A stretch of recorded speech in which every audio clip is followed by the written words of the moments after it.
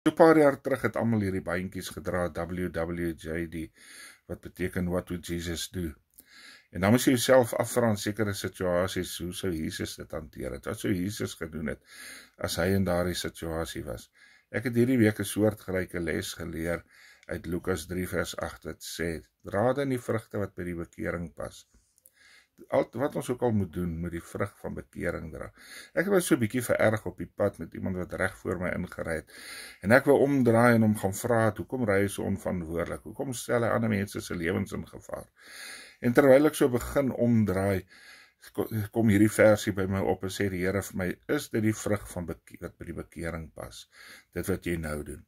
En van daar af, elke keer as ek iets doen, dan vra ek myself af, is dit die vrug van bekering? Die manier hoe ek optree, is dit die vrug van bekering?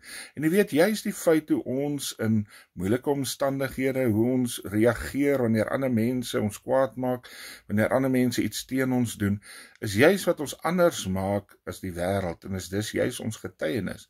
Daarom moet ons versigtig wees dat as ons nie die vrugte van die bekering, wat by die bekering pas dra nie, dan doen ons getuienis skade.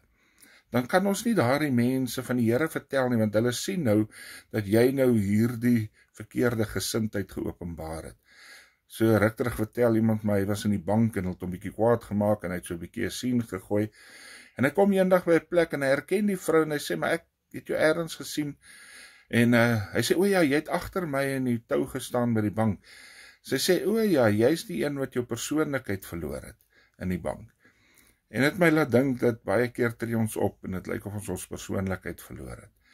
Maar ons moet altyd die vrugte dra wat by die bekering pas, sodat ons getuienis nie skade doen nie, sodat ons verhouding met die Here nie skade doen nie. Vra jouself elke keer af as jy die verkeerde ding doen, is dit regtig die vrug wat by die bekering pas? Want die Here wil hê dat wat mense ook al sien van ons, moet hulle lewens verryk, moet hulle nader aan die Here bring.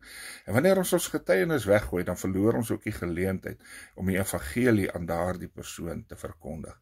Bewaar die vrugte wat jy dra. Kyk dat dit die mooi vrugte is, wat by die bekering pas.